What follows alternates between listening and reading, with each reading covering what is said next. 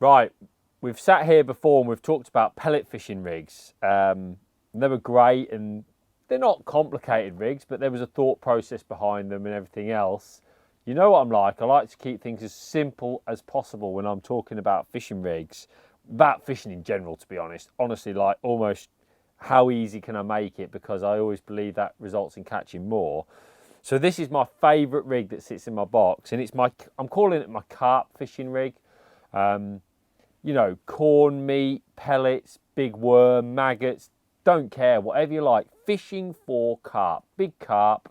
I think you have to realise that when you're fishing for like decent sized carp, all the niceties can go out the window. Carp are big animals, feeding positively. If you get the feeding right and they're in there grubbing around, you need your rig to be bulletproof and you need your rig to be simple. The last thing you want to be doing is faffing around with anything on your rig. So I am going to show you something today, and I'm going to be completely honest in the rig I use. So it's not going to blow any minds or anything like that, but hopefully it will give you more confidence about how simple your rigs can be. So first of all, it's all about durability. I absolutely love the diamond floats. Maybe not as sexy and cool as F1 style slim body floats, which are also great, but I absolutely love these because they are by far our strongest float. They are so durable, and they're so simple. A lovely 2mm thick tip. I can see it under any circumstances. For me, that's great. They've got glass stems in, which is obviously, nickel titanium would have been fine, to be fair, but I do love glass. Again, it's heavy, it's very, very durable, it's quite stiff, so that's really nice as well. And actually the line goes through the body of these floats. For me, that's massive. So this is the float I look to use whenever I'm carp fishing, big F1s to be honest as well, with this simple rig, once we come into like summer and the fish are feeding more positively. I've got 020 mainline, 020 AccuPower on there. Again, a really strong, durable mainline. So that's also works really well. So I'm going to tie my loop with my trusty loop tire. He says if he can find it, there it is. Always a little loop in the end. I don't put any hook lengths on my rigs. A few people asked me that on the last video. Don't put hook lengths on the rigs. I don't see why you would do that. You don't want to be guessing in advance what hook length you're going to use. You want to literally have everything ready so when you sit down on the day, you can make that judgment. Now, when I'm using thick line, I like to use stots. Okay, stots are by far the easiest type of shot to put on your line. The reason that I don't use stots on everything is once you get probably 0.16 or less, for me, they just slide about a bit too easy. I like something that grips in place. So I prefer shot when I'm using lighter lines, but 0.18, 0.20, 0.22, etc., etc., it's stots for me all the way, because they are, one, they don't ever come off your line, which is fantastic, and also it doesn't really matter if they do slide about, they don't damage your line. So they're very easy to put on, but they're also on my theme of durability, which, as you well know, is number one. So put my little loop over the end of on my rig tray there, clip it up behind it and give it a twist so I can just tighten it up.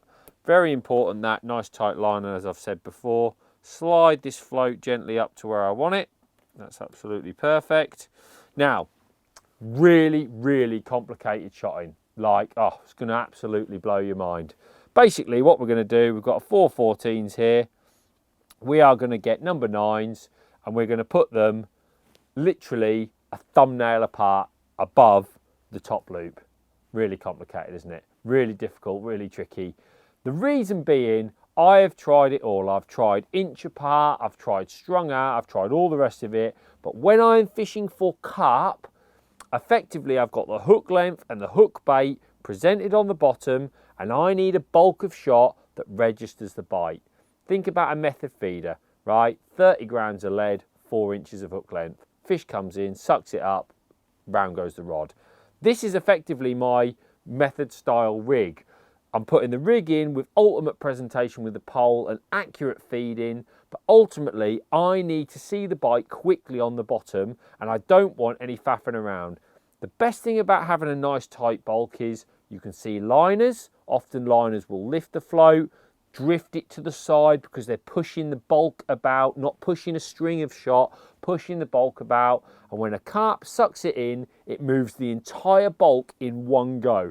And because of that, the float literally goes dink, really fast down, and I can clearly tell the difference between a carp bite that's on or a liner or any other indication. So it's so simple. Also with carp, nobody can tell me that when you're playing a carp, it doesn't go, oh, flipping heck, it's going down on these reeds here, pullering it out. 5-6 pound carp, they don't just come in, wallow in.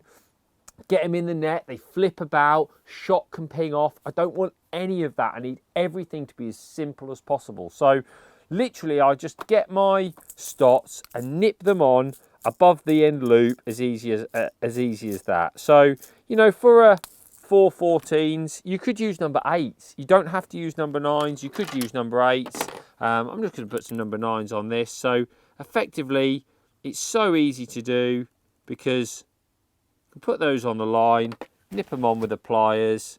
Now, just remember, always try and keep your little, I always like to try and keep all the gaps in the same place, only because I feel it just sits a bit straighter. What I don't want is everything being all kinky. I also got asked after the last video was, people noticed that I nip my shot in place and that's where they go on. Because a lot of people, or some people, put shot on the line and then slide them up into position. That's not me. I don't want to be doing that. For me, I want to nip my shot on where they're going to go. Yes, I can change the shot when I'm fishing, but effectively, nothing's ever as good as when you nip the shot on in their first place. That's when they lock solid and keep themselves in place dead easy. So that's why I just nipped them all on there. So if you really wanted to be fancy, you could put like 1/2 centimetre gap between these shot.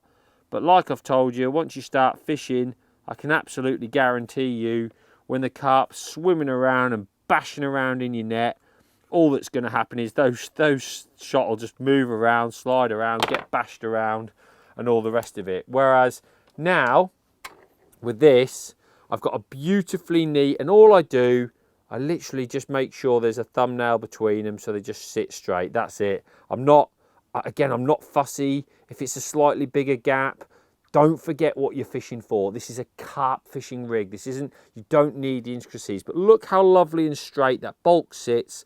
So you imagine my hook length is here.